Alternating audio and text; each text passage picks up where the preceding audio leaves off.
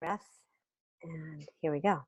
So welcome everyone to week number nine of Consortium, the Sacred Evolutionary Consortium. Really here to bring forth this unified voice. Is that you, Deb? Could you identify yourself, 916? Hi, it's Deborah. Oh, I'm trying to unmute myself. well, okay. We thank you. You're great, and we love you. And I just wanted to make sure there were no aliens on this call. So, Not a chance. yep, there goes Charlie out the window. Like I said. All right. So we're here to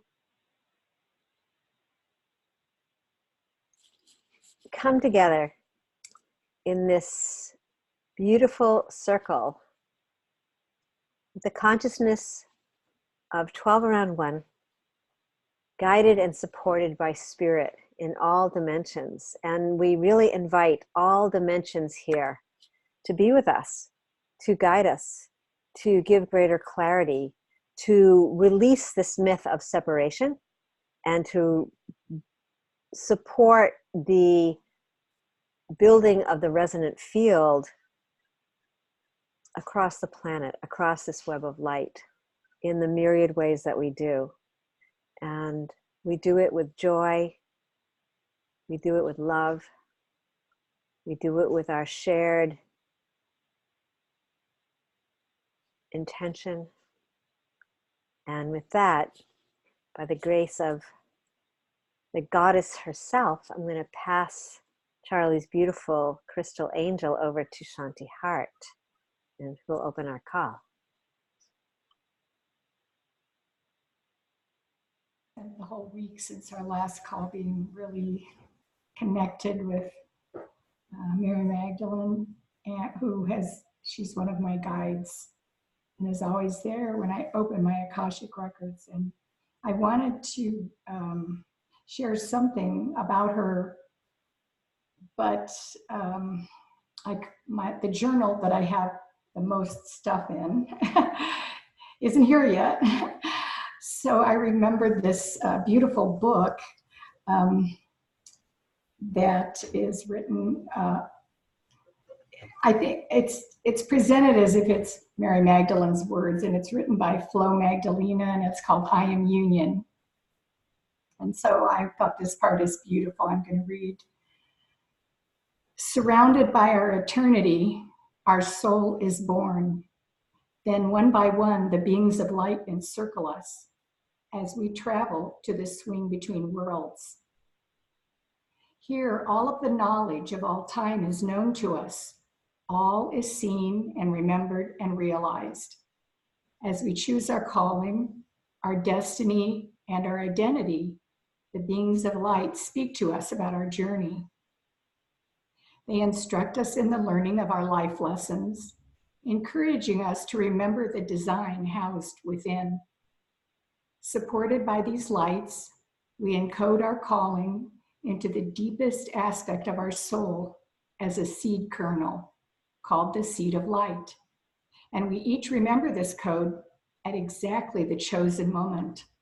The beings of light and knowledge without faces, names, or identities guide us and teach us through love and patience so that we will remember our soul's destiny. And the ones with no names impart to us that in the remembering will the soul's message be brought into the world and the individual and collective destiny assured. And that is how it begins, the swing between worlds. And so it is.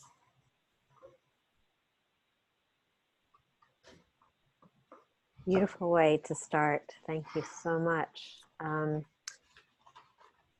I can feel the infiltration of the Magdalene consciousness, and she holds the noble, exalted divine masculine.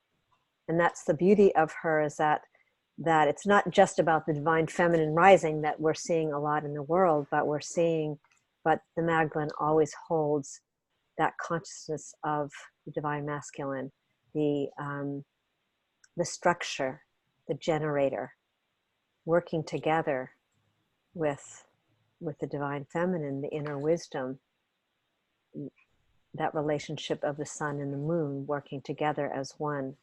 And I really get that that's what we're holding as we step into our call tonight. So thank you so much. Wow. So as we embrace the planet tonight as a whole, we'll hold that frequency. And even, you know, as we're holding that frequency, we're in the all-knowing of the Michael and Mary lines, the Athena and Apollo lines, all the different frequencies that are coming into greater harmony together on the planet. And we as and we as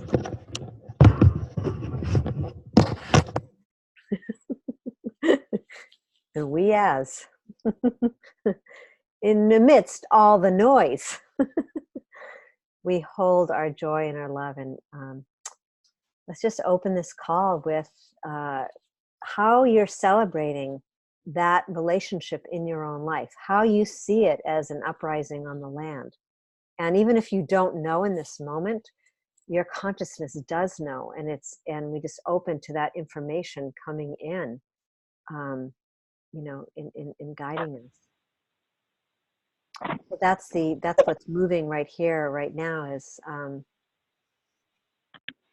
the power of that, the power of our exalted voice as the noble man and the noble woman, as the priestess and as the shaman, as we are that, we're all of it. And we invite tonight our light-bearing ancestors to come in on this call and really guide us in that immaculate, in the immaculate way that it always does.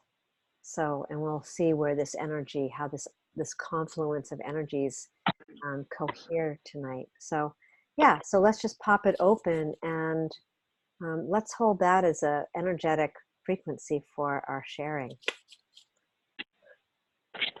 And I put the angel of light into the center. If you would like to fly, try and grab her.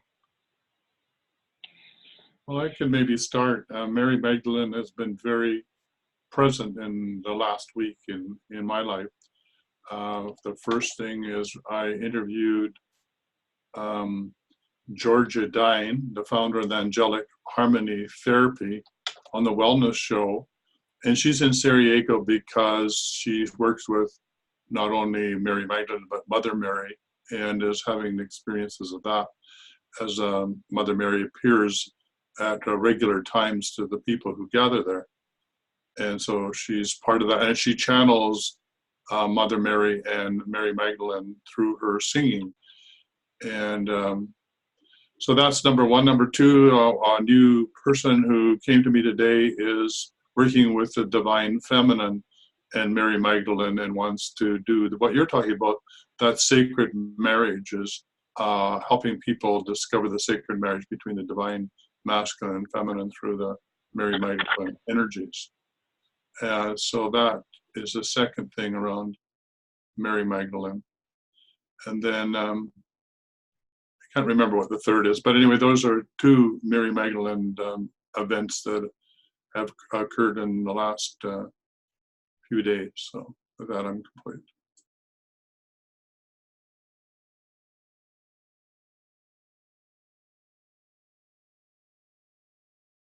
Hey, Tice, before we pass it on, like for everybody, let's just, I feel like this is like, so how does that affect you in your work? What is it that, so have ever, you know, in sharing your share, like what is that, how is that influencing who you be in the work, in the dowsing, in whatever work, you know, that you're doing on the planet? How does that?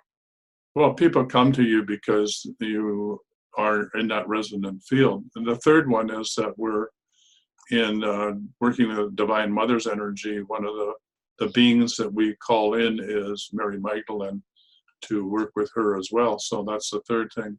So how does it affect me? Well, I realized that there's being surrounded by Mary Magdalene. She's always been an amazing being for me around the sacred marriage that Jesus or Christ or Yahshua could not have done what he did without Mary Magdalene. So it's that sacred union that I'm exploring inside of myself, the union between the divine masculine and divine feminine, which are interesting for me because I have more divine feminine than most men. Yet I'm 6'4", and so having to deal with that in my life, and also go to the gym and be masculine has been really a real interesting challenge for me. So I can't say that I'm poly or ampy or whatever the definition would be, but I am weird, and with that I'm complete. Isn't he cute? So amazing.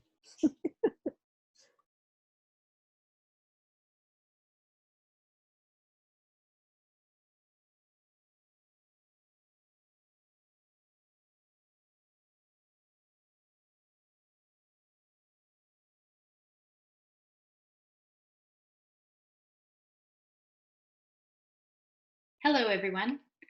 I watched the replay last week, or a few days ago, when I was in Charleston, and I was just so moved by the Mary Magdalene piece and looking at the little church. I just really felt it, and it made me really reflect on the divine feminine and feeling that in my body. And it makes me more aware of how in my daily life I tend to be going more in the masculine, doing, and taking care of everybody and doing. And then when I really start setting back and letting that divine feminine come in, it just feels so good. And I just start to feel my awareness just opens up a little more, and things are just a little softer. And I feel like I can just take on more. It's just different when it's just so different. And I think in my life, probably in so many people's lives, we're going so much. We're just always going and just trying and finding that balance. And I have the pendulum, but I take my pendulum with me everywhere. And I don't know why I don't do it. And I know to do it, but I just take it and just let it, get balanced and just let it unwind me and then get balanced. And I'm just like, oh, well, here I am. I feel so much calmer. I feel better. And so I just want to say how much I loved last week's talk. It was really very beautiful. And being in Charleston, and it was my first time there, I loved it. I was very drawn to an area. It's called White Point Gardens. I don't know if any of you have been there, but it's a place. It's full of. It's like a park area, but it's a public place. But it's filled with beautiful live oak trees everywhere, and it was a site of hangings long time ago, and they used to hang people from the trees there. And it also was a site of a lot of slaves were sold there. And it's the area where the first shots of the Civil War were fired. And so there's so much history right in there. And I can even feel my chest pulling as I'm talking about it. And so I just really was connecting with the land there and just feeling the clearing that I kind of want to look at in that area. And just the trees, and just, really like noticing that I was noticing. And so so that's been on my mind since I've gotten back, is to kind of pay attention to that area, that piece of land there, to help clear it. And because so many people go through that park, and it's just such a beautiful place, but there's so much has happened there. But thank you. And I'm glad to be here tonight.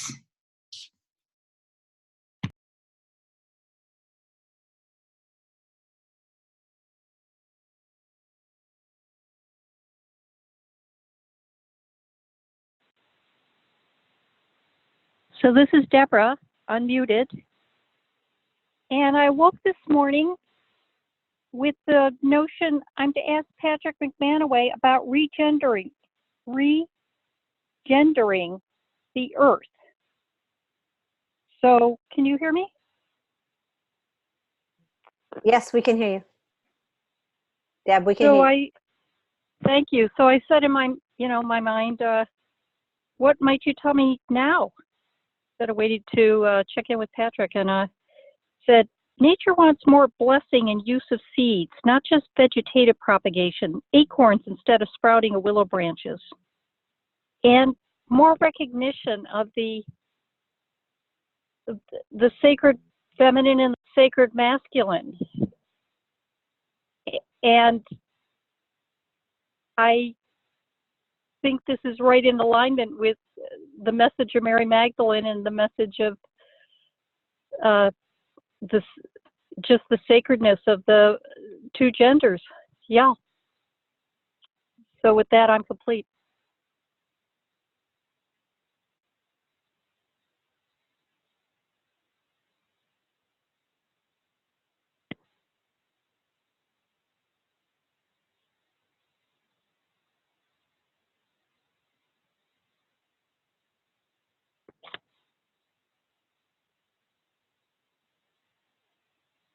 I'll take that, Angel, Charlie. Um, thank you, thank you. I was in Charleston last weekend too, actually, interestingly. And it's an amazing place. And I thought that I had specific things that I need. I was going to hear a speaker, but I also thought that there were specific things. There's so much history there. There's so much stuff in that land that I really thought, I know there's something here I'm supposed to do. And I was called actually to the ocean. I was called to Sullivan's Island, to the ocean, and which is not a problem for me. I love that. But it was amazing when I got there. It's not what I had planned to do, but the clouds in the sky were like in an arrow pointing out in a certain direction. And tide was out, and I started walking on the sort of boardwalk out there, and I was surrounded by dragonflies. These huge, beautiful dragonflies. I'm like, hey, oh, wow, cool. Maybe I'm supposed to be here. And then some monarch butterflies joined in. So I kept on walking. The wildflowers were beautiful. Got down to the beach, felt like I was called to do something, so did it. And started walking along the beach. And I saw something over my right shoulder, which was the ocean, and it was a pod of dolphins. They were swimming along at low tide as I was walking and like keeping pace with it. So I stopped again, did a little more sort of blessing, connecting. I don't know if it was a connection of lines. I'm not sure what that is. I just sort of zone out and do what seems to be the right thing to do at the time. But it was amazing. And I kept checking and saying, am I not supposed to be doing something in Charleston? That there's so much stuff there. And it just kept like, no, you're where you're supposed to be. Do what you're doing now. So that was really interesting. And yeah, gotta listen, I guess. With that, I'm complete.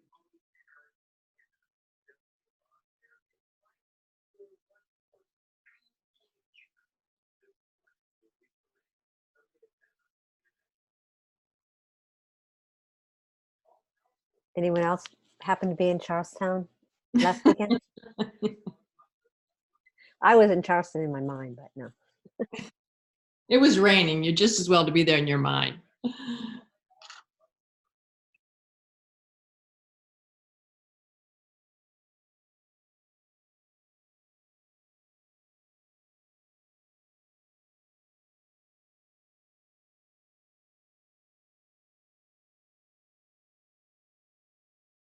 Well, I've been in Charlie World. I don't know if that's close to Charleston, but that's okay. It's probably just as chaotic as it was in the Civil War. So it's interesting. You brought up dragonflies and butterflies. I'm going through a metamorphosis again. I celebrated my 28th return to planet Earth. It's been 28 years on the 20th that I died and came back. I now know what time I came back. I always knew what my first words were, which were not very nice, but the person who was talking to me wasn't very nice either. However, 28 years, somebody reminded me it's a Saturn goes around the sun. It's a 28-year just about turn. I'm not all that familiar with all of the astrology things, so I'm going to have my chart done now that I know what time I came back. The interesting thing has been about rebirthing. And when people talk about near-death experiences, et cetera, it's quite common now. 28 years ago, they were just beginning to try to figure them out. And I was guided not to talk to anyone because they just wanted to study it, write it down, put it in a book, pat themselves on the back, and move on. And that's basically what has happened. So metamorphosis, this in the past couple of weeks for me has been, I became the caterpillar. And from the caterpillar, I'm now in the cocoon. And I'm melting. I'm becoming liquid, which is the process that the caterpillar goes through. It's called imaginal cells all separate and reform. So in this moment, as I sit with each of you, I'm highly vulnerable to all of what you're expressing. And I've not been able to connect with a whole lot of things this week. But I do feel the Divine Mother and the feminine energy in me encouraging me in this rebirth. And it's not a rebirth in the sense of I died and came back. That was both spiritual and physical. This is a deeper rebirthing. And as each of you talk, and I think about that little church on Malta, I realize that this is really what we're doing now, is rebirthing into higher forms of ourselves. And this gathering around Mother Earth and honoring it is really about compassion, and compassion for ourselves, compassion for the planet, compassion expressed, which is, for me, feminine. And so that's where I'm at, for what it's worth. And bless you all. Thank you all for being here, being part of my inner circle where I can share this with people. Most people I can't share this with. And with that, I'm complete, and I will pass this beautiful rose quartz angel to whoever wants her. She's willing and ready to serve. With that, I'm whole. I'm transforming, almost transmutating, not quite, but I got to stay in the cocoon for a little while longer. I got to melt a little bit more and become a little more liquid. There you are. Bless you all. Thank you.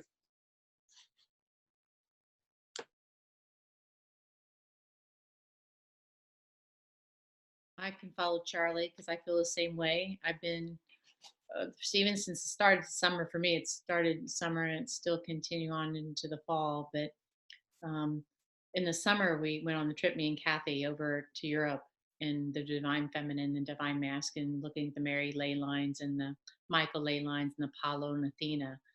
So really connecting with all that energy, which I think has put me into this kind of cocoon, all the energy shift of being over there and over in Finland and Norway and high energy places, that I'm out of balance, not out of balance in a negative way, but I don't know where I am, I guess I should say. So just letting the process internally process through me, this inner masculine, inner feminine, the divine masculine and feminine, and see where it lands. How I'll come out on the other side. So not much more to add than that. So happy to be here.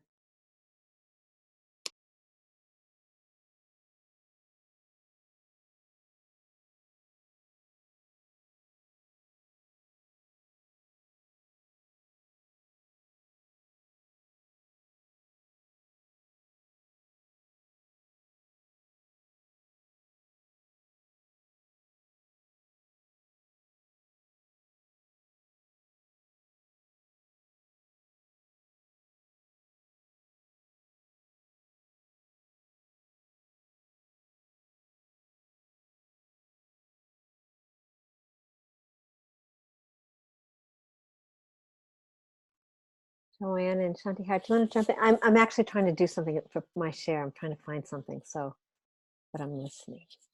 You guys want to just jump?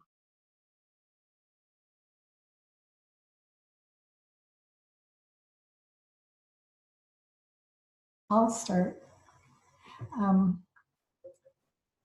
So, well, I told a little already of what's happening, and so tomorrow we're getting our stuff.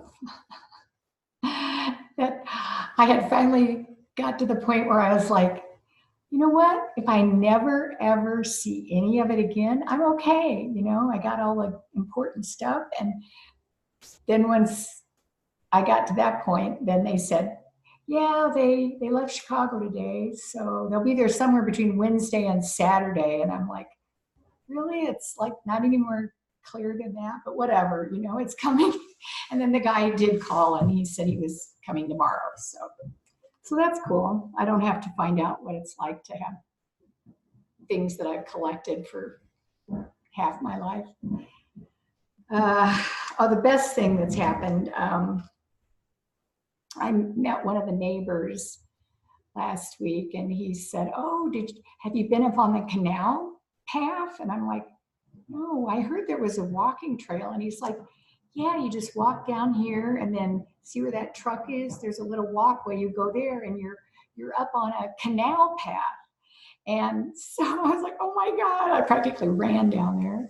And so they built several of these around town. They're canals that are dredged out and lined with lava rock. And it's so when all the snow melts in the spring from the mountains, it comes rushing down the Deschutes River. It doesn't flood Bend, it goes into these canals. And it's so, so I've been up there every day since then. And it's not real big, the loop I'm doing. And it's, I don't know, maybe a lot of people wouldn't care for it. It's pine trees and this desert scrub is what I call it, like all kinds of sage and chaparral and all this stuff. And it's dusty trail, but I think it's beautiful. I like that kind of stuff. And rocks. There's a ravine that I'm trying to figure out if there's a way to get into it, but I haven't found that yet. But, so I felt so grounded. And I had to talk myself out of stopping and taking off my shoes and socks and really, really get my feet in the dust, because I thought, okay, you know, somebody did say there were snakes and stuff. And I guess I have to be sensible about it. But I still feel very grounded. And now when I look out the window, these pine trees that are behind the houses on the next block are basically lining that canal path. So yay, I don't have to drive anywhere to go walk.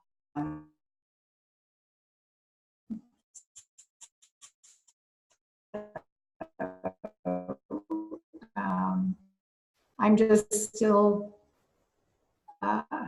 every last month, and I had so many people I did things with and was involved with. I thought, oh, I'm just going to be so lonely and miss everybody so much. But I don't know, these beings of the trees and the earth and the sky and the mountains, I feel so connected. and really, like I have a lot of good friends around me. So that's where I've been this week. And I'm just still here.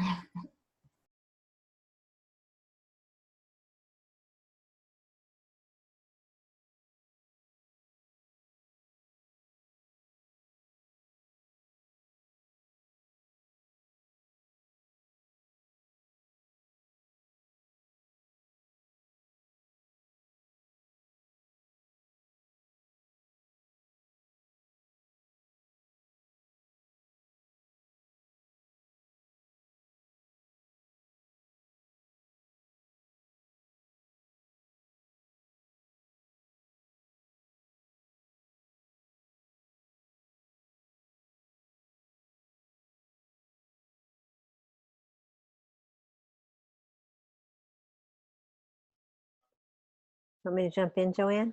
Or you? Do you want to jump in? No? No. Okay. All right.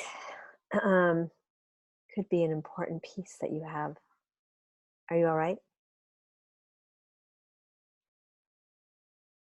Are you wanting support in this moment?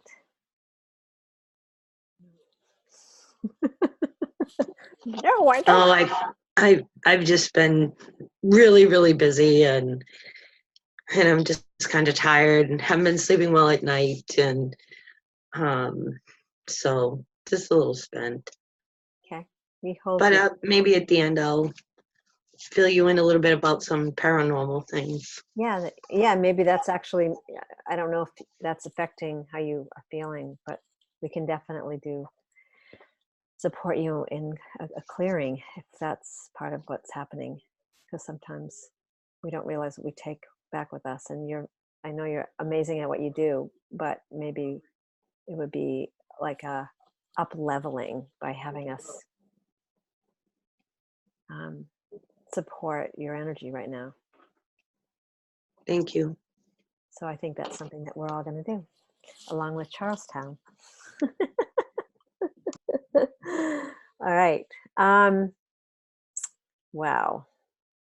This is really a perfect call. Little did I know.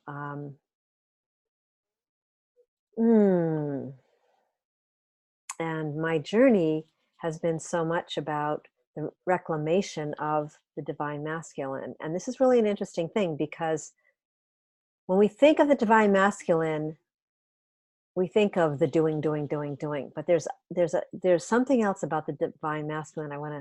I only have part of it. I couldn't find the rest of it, but I want to read into the circle, because I think part of it is really understanding what maybe possibly another perspective of the divine masculine. And also, very interesting enough, my dream last night, where I woke up from like kind of a nightmare, was where I was trying, everything was very dark and sort of grayish. I was with this sort of a younger man, but a soul connection. But but the only thing that in this dream was another man that was like, had white hair and he was all light and white. But I was trying to find my way to him and I couldn't.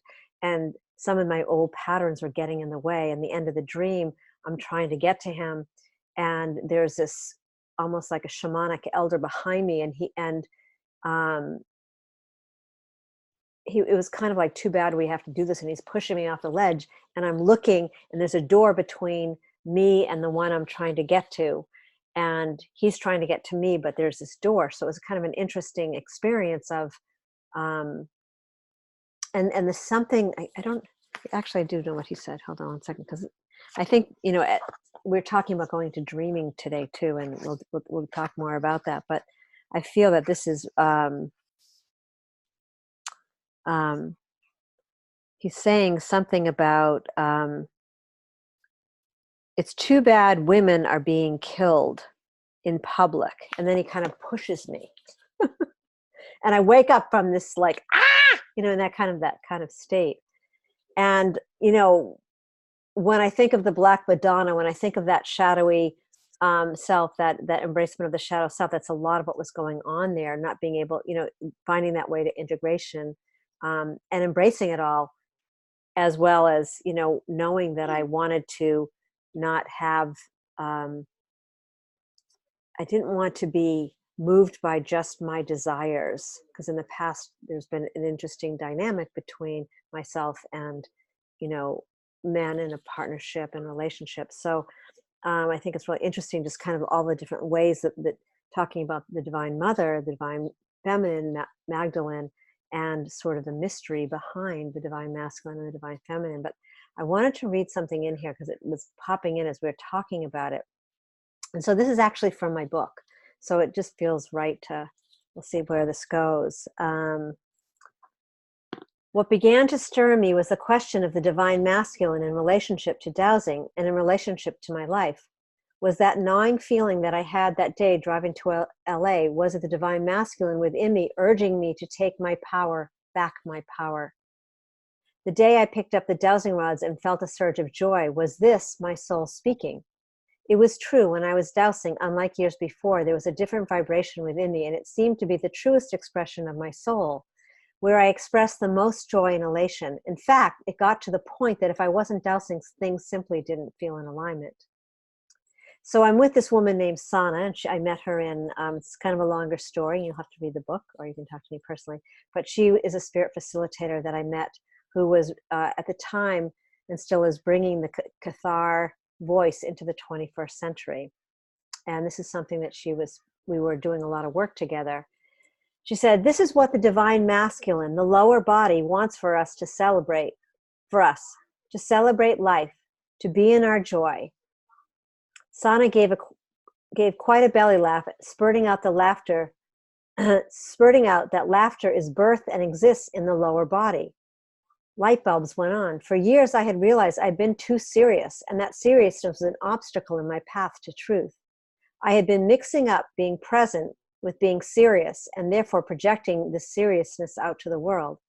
I was now called to genuinely embrace my Divine Masculine and to emerge from my pattern of self-abuse and timeless sadness. In our next session, Sana continued speaking of the Divine Masculine. Today we say, if you work at a computer desk with head down and bottom up eating unhealthy food as a man, that is supposedly a more noble profession than if you're a builder or a carpenter or a laborer of any kind. Only the one making money at working at a desk is a real person. Contemplate the story of Jesus and look at his energy field as a balanced Divine Masculine, how he functioned on the planet with so much compassion and a tremendous balanced femininity in the understanding of the physical realm. Consider him too as a builder, constructing from thought, using his emotional, mental, and physical body that is the Divine Masculine. When we look at the Divine Masculine, we need to look at the energy of the noble knight that is exalted. And I just bring that into the circle today in our conversations of carrying the light, and yes, we want to call in Mary Magdalene and Mother Mary, and that tends to be the strongest vibration. But if we really were to understand how the Divine Masculine actually sits, it's actually part of the lower body that, in my case, I've been really avoiding. And recently, in being in Nebraska with Kathy and Grace, and at this Good of the Whole retreat, I experienced the spirit of wholeness dropping in a way I never experienced, where I felt that Divine Masculine and Feminine harmoniously hold each other, in love, in respect. And I feel like, right now we're just being infused with these different pieces from everybody sharing. And for me, I don't know how to, let's see. I feel that this is the consciousness that's being infused right now, that when we're embracing the resonant field, when we're doing the work that we're doing, we are, as Charlie's describing too, in the metamorphosis of those imaginal cells taking hold. And this is my belief for right now, is that those imaginal cells are, obviously highly intelligent. They when they start to cluster, the old paradigm, the old belief systems, the old thought waves, it disappear. They dry up and are gone, and that imaginal consciousness starts to birth forth. And it's interesting in talking about this because it takes me back also to the Hathars and Tom Kenyon. If you don't know anything about Tom Kenyon, I would highly recommend, and maybe I'll put something in the next email, because he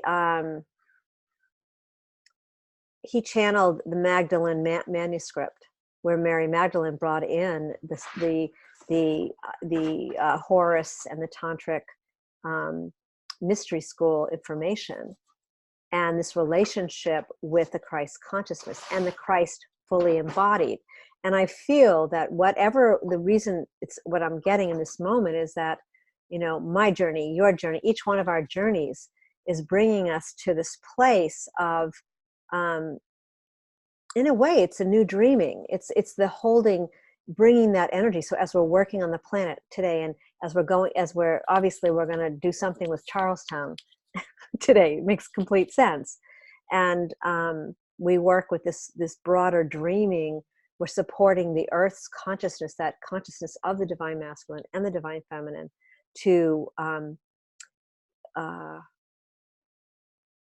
really bring whole system health to the planet. So we're not only talking about people, we're talking about animals, we're talking about every creature, we're talking about the record keepers. And I think that's where we're going here, just even by beginning that tap in with Malta. And so I'm just, I feel very, enamored listening to each one of you, because all of it needs to be embraced for us to do our work at this point. And Stephanie, I want to apologize because I meant to put in your 2 pictures into that email that just went out. I had them ready and I completely spaced out right before I sent it. So I apologize, because it's important because you were bringing in the labyrinth, which is also a part of that relationship as well. And that picture of the church also, Archangel Michael, and really us standing in our power and our passion and our love. So I felt like I just wanted to bring that in, because the divine masculine isn't just about doing. And I think it's an old consciousness that we're still carrying. And we, as who we be, this consortium, need to up level our consciousness, that we, and I feel like we have to, hold that, I loved how Sana put it, the exaltation of the noble knight within us, each one of us. And then that frequency, just like we've been working with Marty, and Marty, we're holding you in the circle. When we're talking about the divine healing ray, what are we talking about? We're talking about those energies, held as a integrated force. When we're talking about the Vesica Pisces, we're talking about those frequencies. And if you imagine, this is something that was happening at Good of the Whole, and I want to just bring this in and I'll be quiet, I promise.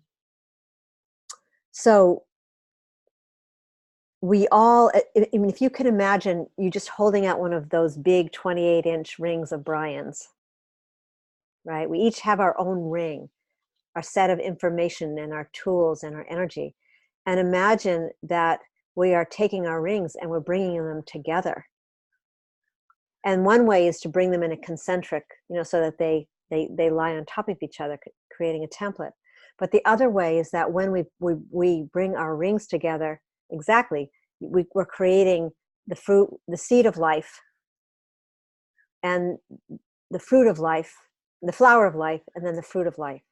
And that's really, maybe as we're working on Charlestown, to carry that frequency of the noble knight and the noble priestess into our expression as being held within our rings of light. And we're laying that template, and maybe this is actually what we're doing. We're going to lay that template frequency down on some place that Stephanie or Kathy has been on the land. Maybe it's that point that you were talking about, Steph. I think it was Stephanie. I don't know which one of you were talking about it. but that we actually, and then use that divine healing frequency that Marty has gifted us all, and whatever else wants to come through. So thank you for listening, and I really, really, really appreciate everybody matters here. Everything that you've said is informing the field so that we can then, in reciprocity, be conduits of that love, light, and truth. So thank you. And let's just open it up to see what else is moving.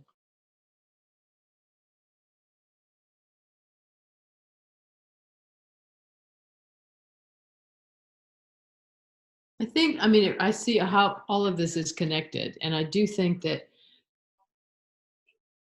part of what's happening now is wherever we are individually, there's work to be done. There is work to be done. And it's not like we all have the same work to do. We don't. And we aren't all in the same place. But I think if we can be in a particular place, wherever the heck it is on the earth, we'll get a little hit about what needs to be done there. And I do think that masculine, feminine, that's something that I've had in my mind and worked with for quite some time now. And when we were this summer, Grace and a group of us were on Iona, which was sort of not necessarily the big name on the list of places that we were going. It was an astounding place. I've never been in a place with such energy. And it's supposed to be, I mean, it's got such history. It's supposed to be a feminine place. It's supposed to be a place of light. It's supposedly the place where Mary Magdalene and Jesus went and had their daughter, Sarah, et cetera, et cetera. And the thing that I felt about that, particularly the Mary Chapel there was such balance. I mean, there was such balance. It was, you know, we all talk about the masculine, feminine, like there's some thing that we're trying to come to grips with and find the balance with. And there, it was like, it was no question. There was like a power balance. There was like, everybody had their own strength. You know, each feminine and masculine had their own strength. They had their own, I mean, it was just cohesive and coherent. It was a coherence that I'm guessing is what it's supposed to be about. It was an amazing, amazing place. And that's sort of given me the idea that masculine is more than do. Feminine is more than nurture. I mean, each is so supremely, amazingly powerful. And when they appreciate that and see that masculine and feminine together, it's just like what it's supposed to be. I mean, it's a balance, and it's a, you know, it's an sort of an ultimate power is not even the word. It's just like an ultimate way of things. You know, it's just the goal.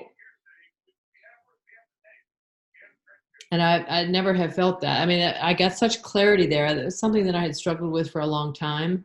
And as a group, it was a really different group. There were all kinds of different people. And it was funny because we had a little reunion group last night on a phone call, and they were sort of recapping, was Stonehenge great? Was Avebury great? Was Glastonbury great? I mean, these are all amazing places.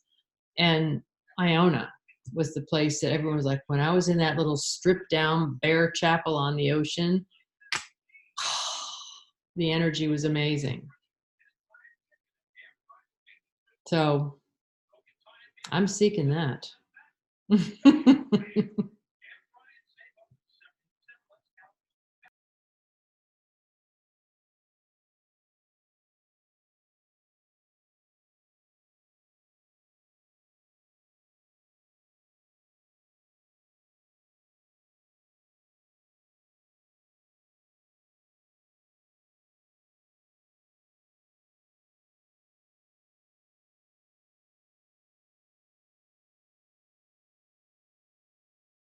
Just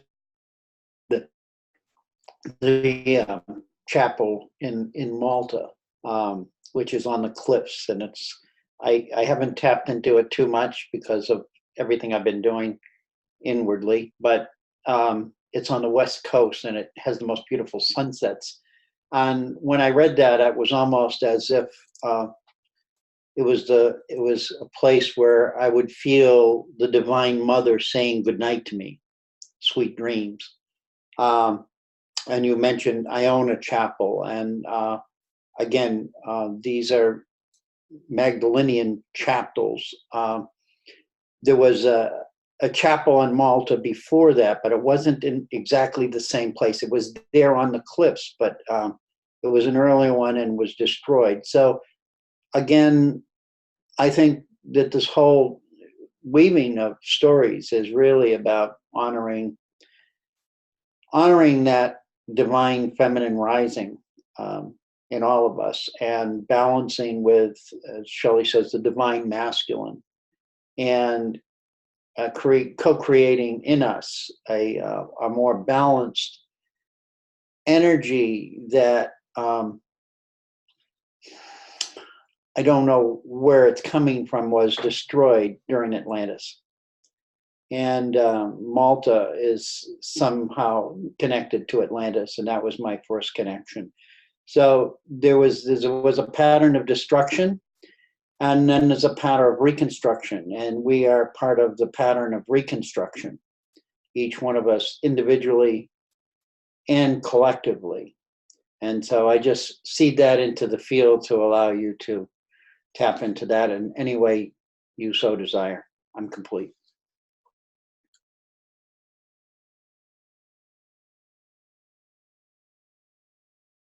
Yeah, this is really the work of the Knights Templar, and I'm sure there was a divine feminine counterpart to that as well. But certainly the reestablishing or supporting the Mary Magdalene lineage was what they were doing, and Malta was one of the primary places for that. And following the Knights Templar initiatory path through Portugal all the way up through France, and then ending up at Rosslyn Cathedral, which is the crown chakra, reconfirms that over and over again, whether it be ringing in the stones that the masons rang so that they all vibrated in one frequency in each one of these sacred sites, or even in the graveyard of Rosslyn Cathedral, you can feel that, I don't know, sanctimonious energy that's profound. And even in the valley beneath Rosslyn, which is the ley line, the energy and the oak trees, everything speaks to this, the state of consciousness that we're only beginning, I feel, to touch again. And I think that's part of our mission. I think if we had the ability to look at our soul's journey and our past lives, we would see that that Knights Templar component wove in and out of our lives, lifetime after lifetime. And so for me, there's no coincidence that we have these feelings and these connections to these places, because they're like the circles that Charlie was holding up. It's the Vesicus Pisces, it's the divine feminine, it's the womb, where those circles cross, where, everything is birthed from. That's why there's so much gratitude in being part of this group, is because it literally, when we come together, it manifests, right? It takes a group at this time to manifest, or let's put it this way, it takes the group to create a vessel, a sacred vessel, a secure divine feminine vessel, for the word or the sword of God or the divine masculine to descend down in a sacred way in which it is protected and can be incubated, like the alchemist, into the new world. Anyway, I am getting carried away. Anyway, I'm complete for now. I think I just want to pick up one thread. You weren't getting carried away, so don't ever stop yourself. And this was the main piece that I was being taught over the year in Australia, was that we have to have the divine masculine to manifest on the planet. It is the descension down and being fully incubated and fully embraced as a part of each and every one of our souls that allows for the manifestation to occur. And so therefore, we don't have to go too far out on the doing. It's almost like Charlie was saying, it's it's a reconstruction. The word that's been coming through my field of awareness is remodeling. We're in this process of a soul remodeling, just like a construction site. Or I was actually called construction manager soul yesterday. I'm like, what? But in a sense, it's true. It's like we are in this process of a refinement and remodeling, and which the conversation is always around the caterpillar, butterfly, and the imaginal cells, because it's such a good example. And I feel that the remodeling is our understanding of love. The refining is understanding this is love. This is the practical side of love, when we understand this relationship and the magic that happens from holding this frequency. Right now we're getting to the frequency, because it is a frequency that we're holding. And and I love that you brought in the Templars. How amazing is that? And and what's really interesting to me is, especially in writing my book, is that first I was introduced to the Cathar and the way of love, and then I get introduced to the Waitaha in New Zealand and the way of peace. And then we get introduced to Malta over here, and it's the same frequency. It's the same energy. It's the same consciousness. And I'm sure if, we continued how things were showing up as a collective, and I think, and this is where I want to bring in the collective dreaming. I really want us, and Tyson was getting very excited, and Charlie, like, I want us to create like a consortium dream journal, like start recording your dreams in terms of a collective dreaming. And that each week from this point on, we come together, and maybe part of the sharing is the sharing of any dream that has potently showed up that you feel is calling for attention. And we are going to get some information that we won't get if we didn't do this.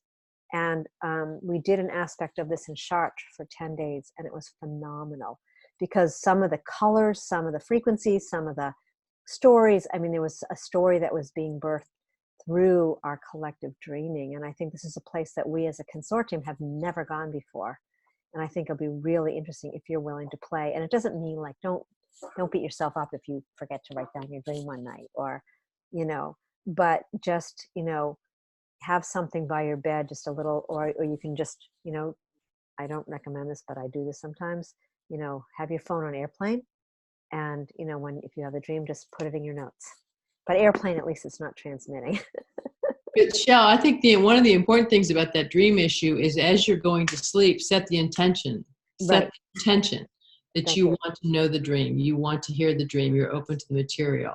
And that will sort of open the channel. Mm-hmm. Right, bringing in the messages for the consortium, whatever that is. Yeah, thank you. No, actually, that's important. And there's one other piece to that. Make the intention, and I'm sorry. Oh, Deb's, hold on. Oh, why is Deb texting me? Deb!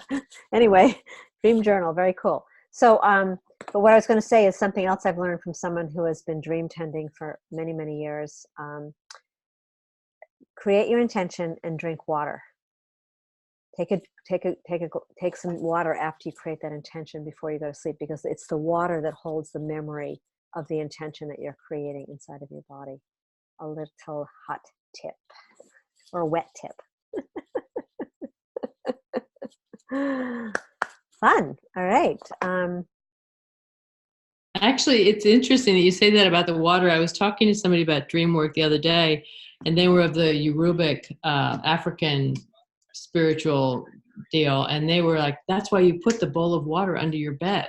You put a bowl of water under your bed, then you set the intention, then you drink the water, and that brings everything in. I have not tried that. I don't know about that, but they swear by it. But it's interesting. It's the water idea. So let's do that. Yeah. Whatever is coming to you, let's bring our ideas to our dears.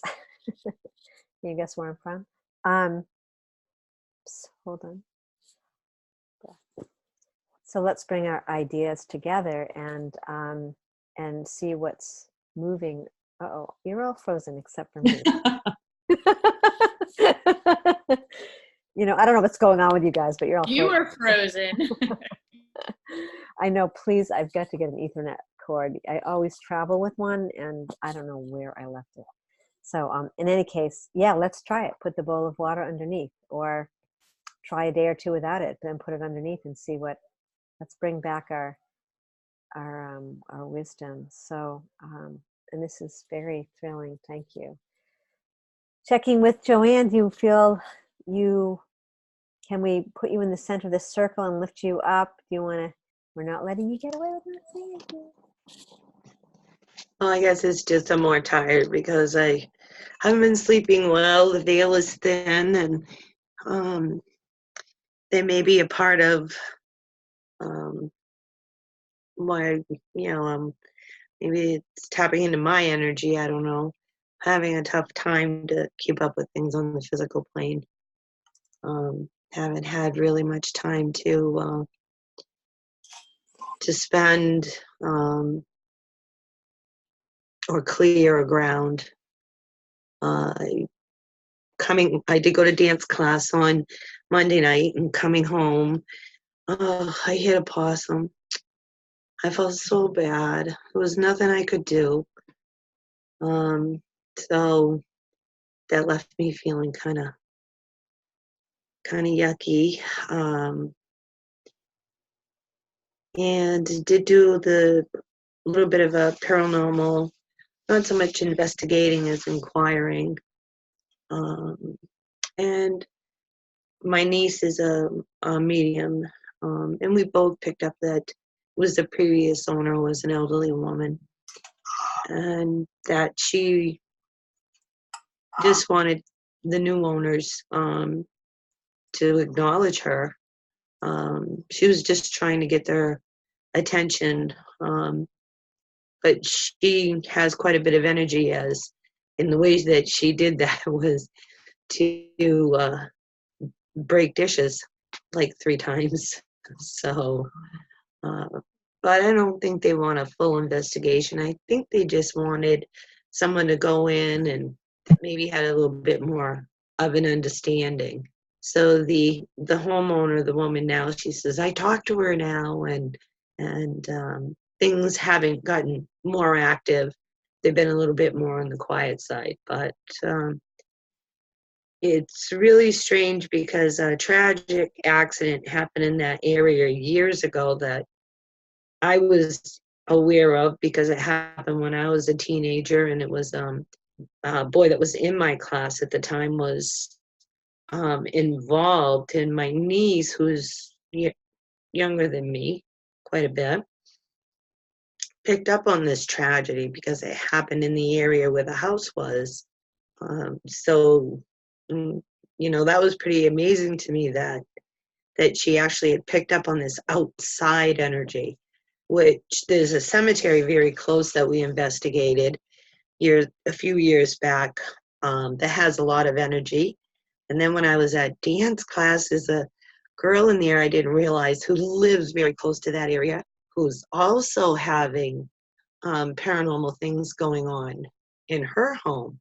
So that whole area within, I don't know, half a mile to 3/4 of a mile is very, very active. So we may end up going to her house as well. And I think with me, it's just I'm tired. I'm having a hard time to keep up with things, and the veil being thin, is probably. I don't remember my dreams, but I'm not sleeping well, so I'm assuming I'm probably dreaming quite a bit because I keep waking up a lot. And so that's kind of been about it, except for I am thinking about another environmental project already, the stream restoration that I'm going to start looking into. Seems like I have to be busy with one of those things. It's just calling me. So hopefully I'll get started on that soon. So I am home. Thank you. My feeling is that since you hit that possum. I don't know what possum totem is right in this moment, if anyone wants to look that up. But I feel like it would be really good for um, if you're willing to let us just take a few minutes and concentrate our energy and support um, a clearing for you. Um, not with any judgment of where it's coming from or how it's happening, but I do feel that um, you're someone who doesn't ask for help very easy. I'm guessing. We're getting to know you maybe a little bit. But I think it would be really beautiful if we could just take a few minutes, and if you're willing to just sort of choose to step in the center of the circle and allow yourself to just be loved up and cleared in the way that each one of us can, and where we can work as a collective. Because even today, something else happened like this, and someone was having strange headaches, not migraines, and it took like 4 minutes, and her whole energy field shifted, and even to the point where she could just turn her whole neck and stuff like that. So I just feel like this is part of our role, is to keep our collective here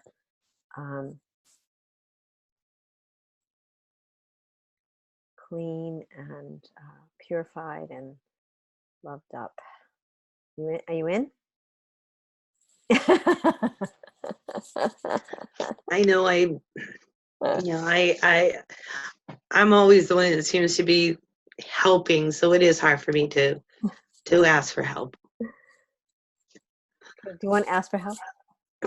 Not really. It's more I'm just feeling exhausted. I feel I need to have a break here somewhere so I can kind of, regroup. And I mean, I'm partially to blame too. I have a lot of different things going on. I go to dance class. I go to witchcraft class. I have a family to take care of. I'm working. So we're going to invite you to take a breath. We're going to invite you to take a breath and just I breathe. heard you ask for a break. Yes. You will receive a break. Everybody needs it. Yeah, I think I'm Yeah. due. And also, I'm really feeling a lot of sadness.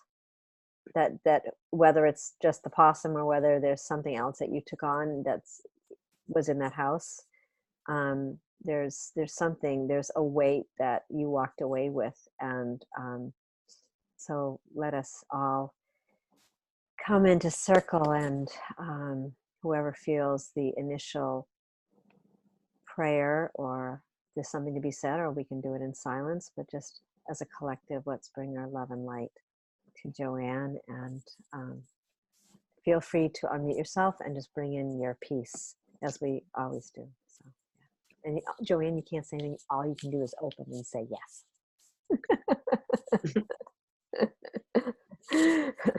The doer in you must stop now. Okay.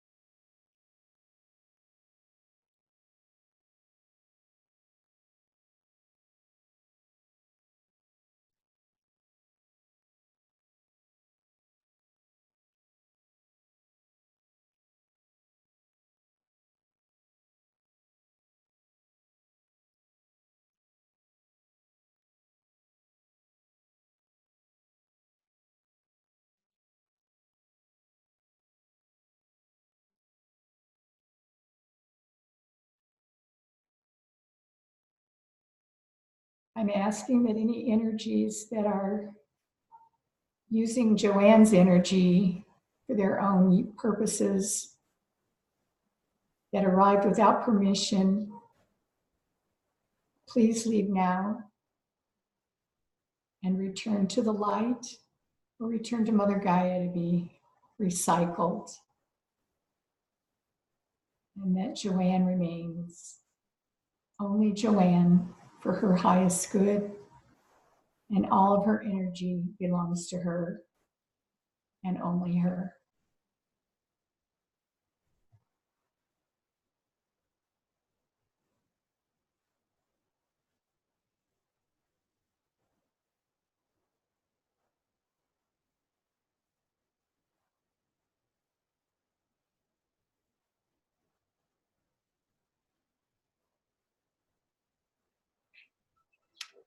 Joanne, may you be filled with healing grace.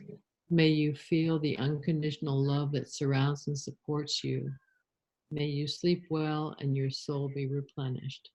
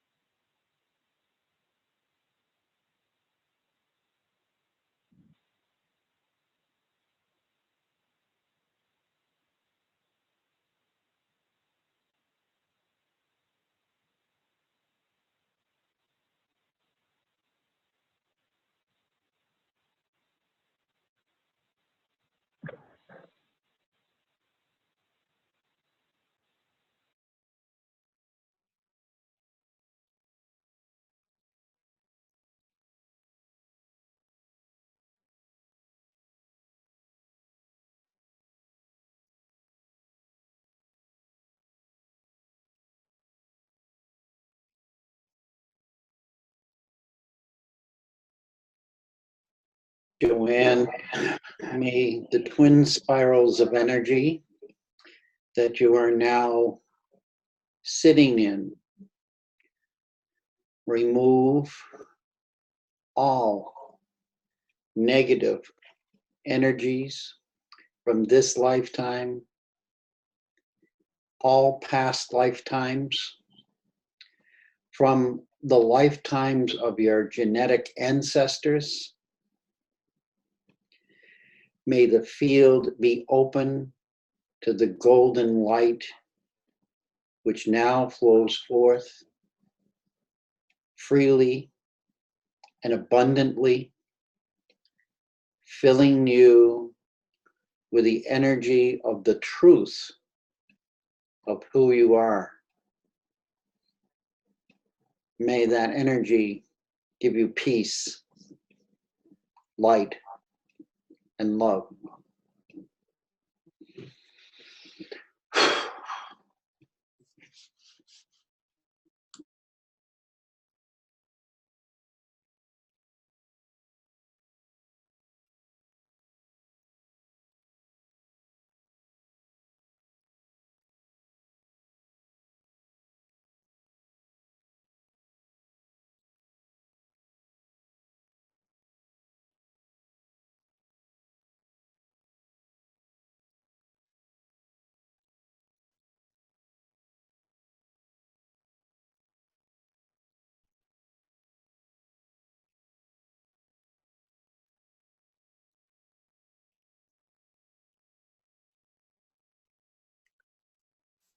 Joanne, may the spirit of who you truly be, the joy that you are, rise up in your consciousness, that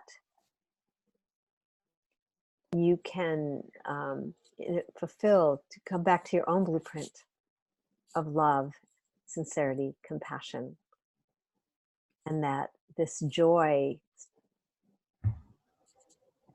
this self-nourishment, this mutual nourishment just continues to move through and course through the veins, through your veins. And that you're always in a state of replenishment. You're always in a state of co-creative energy that restores and revitalizes your system as you give out your energy to so many, to the land, to the animals. Complete.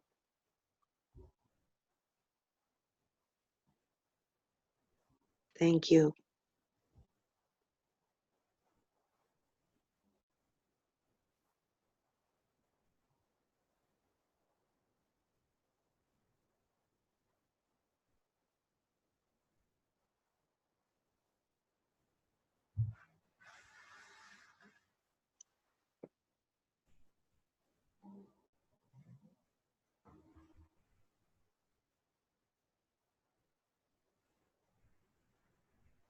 Joanne. Oh, go ahead. You go ahead. I was just imagining seeing you standing there and the earth energy coming from deep in the earth and coming right up through your lower chakras, coming up into your heart from deep in the earth, and then from the sky, the energy coming down through your crown chakra, down into earth and sky, coming and meeting in your heart, and that alchemization, that alchemy happening in there in a huge burst of golden light. And in that burst, I just see rainbows coming out. And it just feels so good. And with that beautiful golden light, any dissonant energies just are gone. And you're centered.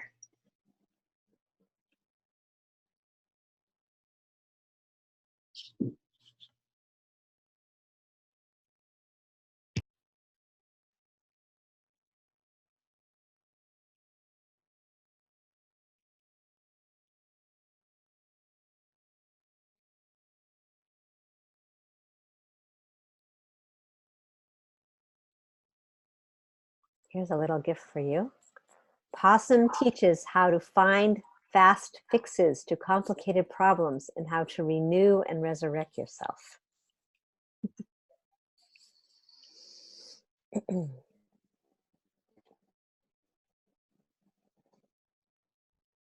Thank you. I could feel such warmth and light.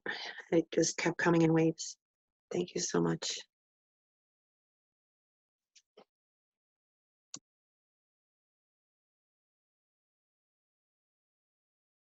Oh, you couldn't hear me saying that. I said, are we complete with this? Does anyone else have anything that they feel they want to bring forth?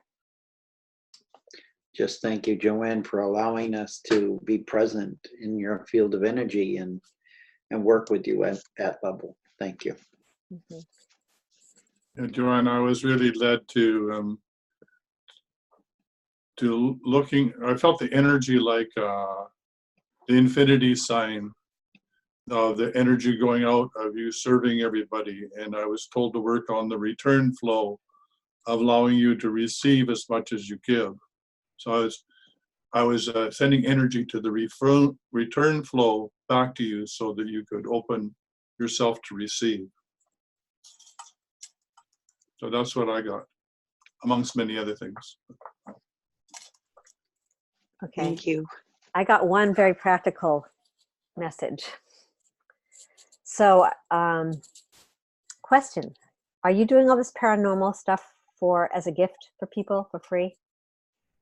I never charge for doing the paranormal work. Okay, so I'm going to you can do whatever you want with this. So this is what was coming forward, that there is a point where, or there is sometimes, let's put it that way, where Spirit invites us to open to, and I think it's very tied to what Tyson was saying, that it's almost like you are giving away too much of your energy. It can tend to be an energy leak, even though it's out of so much love and compassion. And what would it be like for you to ask for a donation? Because that you're not allowing people to actually give back to you. And it has to do with what Tyson was saying. It's about you receiving and meeting whatever that resistance is inside of you. And so that you're not charging, but it's really important. Like what was coming through really strong was, it's as a message, it's really important that you ask, open for donation, and allow your body to receive allow the receiver to complete that flow that Tyson's describing, because you're stopping it, and therefore you're also losing. You might be losing a little bit of having a drain, and so it goes back to that relationship of the divine masculine and feminine, that compassion and love going out, and that the information coming back to fill your body, and being that money is a currency that we're all attempting to meet and be with and work with. I'm just completely hearing so clearly to open, to receive. This is your part of the journey right now, and to play at your edges of starting with a donate. Spirit, I don't get is asking you, oh yeah, okay, you have to figure out how much money to charge, but you do need to ask for donations so that your body can be, and even in feng shui, and I've actually gone back to this, which I wasn't. I was always giving away feng shui nuggets in the dowsing, and I finally realized I have to, in feng shui, in the black hat, you're asking for a red envelope, and it can be $1 that they put in. It doesn't matter, but it's that reciprocity, and then that little red envelope sits under your pillow for an evening, so your body can receive the energy coming back, and it builds the vibrational field for both yourself and the client, and they're having the opportunity to give some energy back. So I just felt, it just felt like really important to bring this in, and it fits so much right after what Tyson was saying. So, and again, this obviously goes for all of us. Ooh, 3 points. Hello. Yeah, I'll just comment on that. My deep clearing protocol, I just revised it, and it's for thousands of people worldwide. They've had it for free, and I was told no longer make it for free, and not even necessarily for donation, but to say a recommended donation of $25. So I'm being told stop giving it away, which is counter to how I normally operate. So that's my lesson that I'm in the midst of learning. But the thing And- about all that is, which is hard for all of us, I think, but it's like you're robbing the other party of sort of giving back for what their gratitude. What I kept feeling from you was a deep sense of gratitude for the work that you do, from the land, from the people, from everybody, and it short circuits that if those people can't give back. And that does make sense because I volunteer a lot. Environmentally, it's all volunteer work. And I do that work, knowing that. But the paranormal work, yes, we can ask for donations when we do it. And it does kind of complete the circle that way. Makes sense. Thank you. And in other ways too, with the volunteering, because I did so much of that, and I realized that, okay, I was giving my time, I was going to iGrow Chicago, I was doing the shares, and it's okay to ask them to print the materials for me and to post things and to ask for assistance. It doesn't take away from your volunteering, and the volunteering is a gift. And you have to think that, well, what if you went to all the trouble to bake someone a cake and you went, oh, here's your cake. And they went, oh, that's nice, thanks. And they just set it down. They never took a bite of it. And, you're just like, oh, no, don't eat it. No, I just made it for you. I don't want you to eat it. And so you're not even allowing them to savor the gift and go, wow, that's so tasty. Wow, I'm going to, I know this is a silly example, but you have to have a balanced energy exchange, or you will remain depleted without it.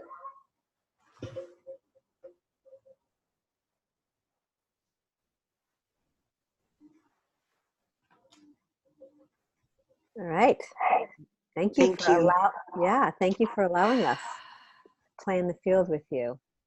So I think it would be great to spend the next 15, 20 minutes working on Charlestown, taking our energies and continue it. I also, Stephanie, I think, and please forgive me because I've been I too am behind in a lot of work. So but I think you were asking about dousing your house. Is that correct? Like, because that your house hadn't been doused, you were asking about whether you can give us your. Yes, I did talk. Yes, I did mention that before. Perfect. Okay. So maybe, are you going to be in here next week or not next week? It's Halloween next week. It is? Hold on. Wait, I got to look at the calendar Yeah. before we start. Okay. Hold on. I'm pulling up my calendar. Oh, crap. Woo.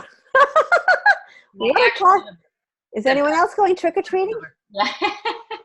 I'm supporting my nephew going trick-or-treating. Oh, geez. Well, I guess I was told from the neighbor, the only neighbor that's introduced himself so far, there's so many kids that it's a big deal and it's highly recommended that you have candy. So I already bought the crap and I'm going to give it to him. So I'll be missing the calls because I bought stuff that I don't like so that I won't eat it if they don't take it all. So I guess I won't be able to be on the call. I have to answer the door and give out candy. No, wait. There is another way. Okay, we can decide whatever we want. And I guess this is a topic of conversation. You know, what a night to be gathering. Woo! The veils are thin. But there is another way, which is you put a bowl out and you put all candy in, and you put the lights on and you can go into another room and the kids can, you just say, take two. And the parents, they grab. Does that work? They will go. Is that a possible thing? I've done it lots of years. Really? Oh. Yeah. Well, of course, it's going to be those kids that grab way more than just two. But of course, I can see my grandson. He'd be one of them. But yes, you can leave a bowl out if you really felt like you want to be on the call. I don't know. Are we? Yeah. No, I'll talk to my daughter about that. Okay. Maybe she can do it and I can do the call. I don't know, but if there's going to be too many people that miss it, we can take a break and not come together. But I'm pretty interested on that night for some reason. I think it's a really ghoulish night to get together. So I hear Stephanie won't be able to. Huh? Can we wear a costume that night? Your clown nose, yeah. I might be hailed to take my 1-year-old granddaughter out. Yeah, there you go. She will have turned 1 the night before, so maybe she's over the age of being able to go trick or treating. I don't know. Mm-hmm. So, do you want to say we're in, or do you Would it be disruptive if I showed up late? No. Because I have some people coming over that night, so I might, after they leave, I can jump on if that's okay. Yeah, totally. Okay. But maybe what we can do is plan. Then that's not the best night. So, what I would say is, I'm just sorry, I'm looking at the calendar. The following Thursday, Steph, why don't you get us your information or send me and I can put it out to everybody and we'll take a look at your house. The following Thursday, Shelley, I'm in Georgia. Oh, you're going to with Tara. Oh my God. Yeah. Okay. So the last one though, I could do it then, but I don't want to take it up if that's Well, I tell you what, why don't you just give it to us for next week? Okay. And we might already have worked on it, or we might not by the time you jump in, and we'll play with it. How does that sound? Yeah, you want like a blueprint, and then do you want pictures? I'll send you. Yeah. Yeah. Yes. I'll send you what we need. Yeah. Perfect. I just realized This is Deborah. Sorry. Deb. This is Deborah. I'm sorry, I can't see you guys, so I have to jump in and introduce myself, no matter if it's a conflict. But Thursday at 4:30, I seem to be out and about, and at this point, I'm on a very busy street, just parking, waiting for some people to finish working in the house, one of the houses I'm renting. And I'd like to, if there's a choice about it, well, next Thursday I'm going to be on an airplane going to San Diego. But if we were like 30 minutes or an hour later than usual, that'd be better for me. Yeah, it puts it really late for the East Coast because we're already starting at 7:30 unless everyone wants to agree to start at 8, an hour later, which would allow Stephanie to get on. I mean, that's everyone can go trick-or-treating and Shanti can do her. I'm traveling next Thursday too. I'm on my way to San Diego, so I probably won't be on. Is there something happening in San Diego we should all know about? No, my son is there, but I'm going to Visionary Business event, 3 days with Ryan Eliason and yeah, he's amazing. Hundreds of other people. But okay, so you're not even available the following night. Well, look, let's just have it. Whoever can get on, and we'll just just feel into that. Is anyone willing to go a half hour later or an hour later? Half hour later start for those. Yeah, okay. I guess I could. So that would mean we start 8 o'clock the East Coast, 5 o'clock. I'm going to just write myself a note. So 5 p.m., 8 p.m. Okay, so we get that. Is anyone willing to go an hour later? Or is that getting pretty, no. Okay, so let's go a half hour later. And that'll give a little bit more chance to get on. And it is Halloween, so we want to catch those ghosties. They're waiting too. they're coming out later too. So thank you, everybody. I'm going to put myself on mute because this is one noisy street. Okay, thanks, Deb. Well, do we want to head it? Is it enough that we've done tonight, and we want to just close our call and do Charlestown next week? Everyone's so Deb, people are nodding. And I'll tell you what, Kathy and Stephanie, and we could actually start this during the week. If you could,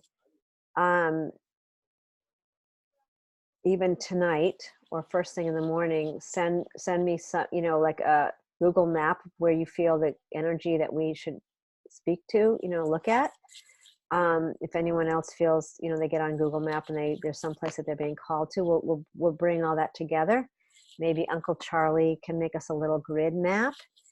And even though he's melted and he's slop, he's sloppy, we will, it's okay if his maps are get a little lime sticky on them. All right. They'll be very juicy. Yeah, so let's just start it. Let's just hold that and also connect it up to the Magdalene Temple.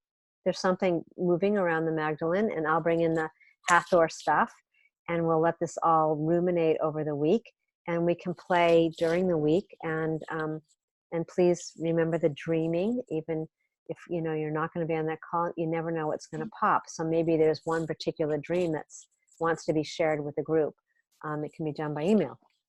So however it works, and let's just allow this field of love and light and this harmonic of the divine masculine and the divine feminine, that Christ consciousness and the divine mother consciousness to come fully in, and we'll play with it.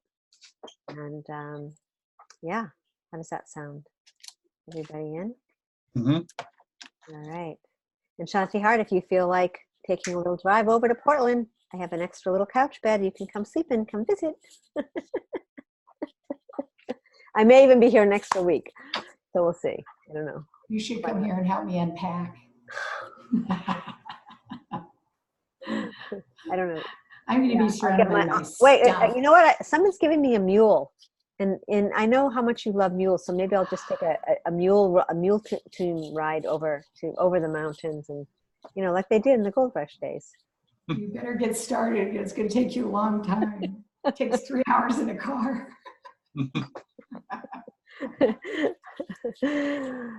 All right. I like So, donkeys. donkeys. Okay, the donkeys. Donkeys. What's the difference? Aren't they the same thing? I don't know. I think they are. Donkeys are cute and mules are stubborn. I don't know the difference. Take that into account, everyone. So who would like to close our call tonight? I know there's someone here who is of the spirit that is being called. Mirror, mirror on the wall. Who's the fairest of them all? I have, if you don't mind, it's not. I already knew it was you, by the way. I have a card that I pulled this last week, and it just goes with everything that we're saying, and I would like to read it if that's okay. Okay. It's out of a oracle deck, Isis, an Egyptian deck, and the card is called Divine Sunchild. Hang on. Horus, the divine sunchild of Isis and Osiris, was born out of impossible circumstances.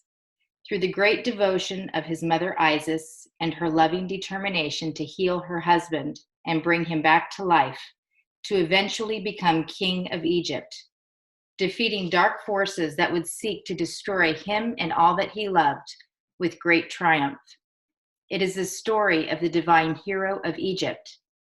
It is also a metaphor for our inner world.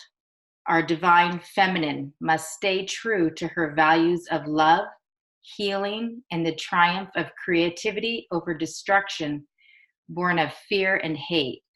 She must never give up her belief in her ideals. Our divine feminine is our body, whether man or woman, our inner values and the ideals that make our hearts beat stronger and feel right within our belly.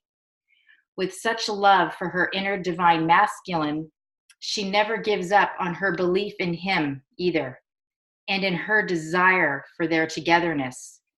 It leads to his healing, even if he has been lost, fragmented, and thought dead. The divine masculine is our spirit, whether woman or man, that our body desires to unite with, to help it come to life and light in a new and blissful way. The love in our hearts calls our spirit home into our. We become able to stand firm in our ideals to become part of our world. We live in according to our values, not just hold them inside of ourselves. Finally, as our divine feminine and masculine unite within our bodies, a new golden consciousness is born. This is the sun child, Horus, with an eye that is the moon and an eye that is the sun, representing the perfect balance of masculine and feminine in harmony with each other. The divine sun child is the new self filled with love, light, and power in the world. I'm just going to stop there because it kind of goes on, but it's beautiful. And it really helped me to see and to start understanding. And it's that understanding that for myself, that pieces start falling into place and start making sense as they just start to settle a little bit inside of me. And I'm just like, oh, I'm starting to get it. I'm starting to feel it. Those little ahas along the way. Can you hold up the card for us? Oh, yeah. It's on my phone. It's actually an app. Oh. So, whoops. It's an app. What's the app? And here's the card. Can you see that? Wow. It's Elena Fairchild. She's got wonderful cards. Mother Mary deck that's beautiful. This is Isis Oracle. Elena, Alana, Fairchild. She's done a lot of decks. Yeah, they're all good. That was really poignant for our call tonight. So it was. What a way to close our call. Yeah, that's really amazing. I wanted you to read that last little 2 lines again. Do you want me to? Yeah, and then we'll close. Yeah, Okay, so that's a couple of lines where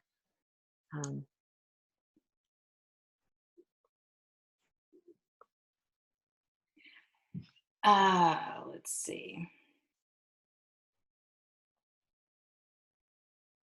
the, What I already read.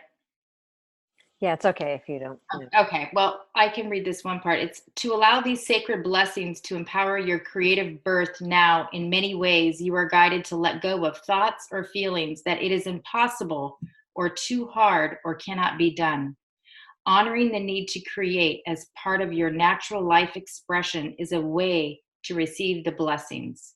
We are born to shine like the sun.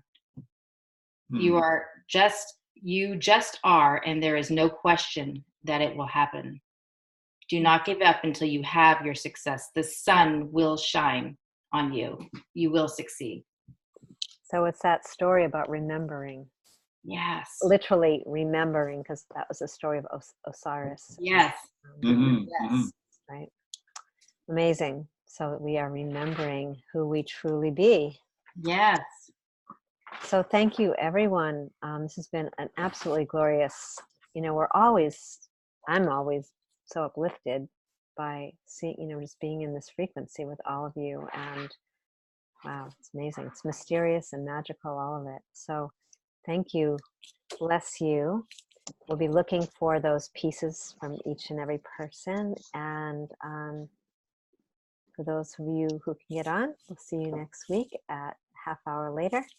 And we'll meet all those wondrous, wondrous spirits of the night.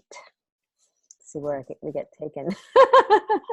I really want to thank you guys. I feel better.